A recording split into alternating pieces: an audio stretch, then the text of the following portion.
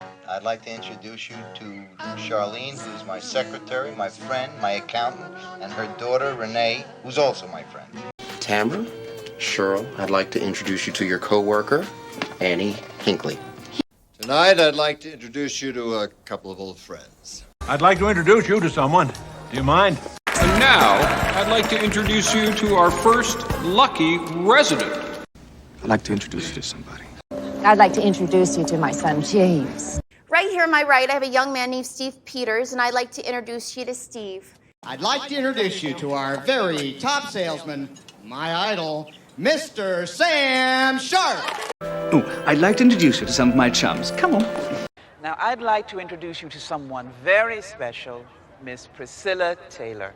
Oh, I'd like to introduce you to my wife, Emily. Mello, I'd like to introduce you to my girlfriend, Alessandra. I'd like to introduce you to my attorney. I'd like to introduce you to your new brother, Gabriel. You may all know me as Greg Brady, but tonight, I'd like to introduce you to Johnny Bravo. I'd like to introduce you to the iPod. I'd like to introduce you to our new English teacher, Miss Dickinson. I'd like to introduce you to my young friend, Colonel Whiskey. Ladies, I'd like to introduce you to Giles. Hi. Sorry to interrupt, but I'd like to introduce you to your new classmate. I'd like to introduce you to Eddie Edwards, sometimes known as Eddie the Eagle. Gentlemen, I'd like to introduce you to the newest member of our team.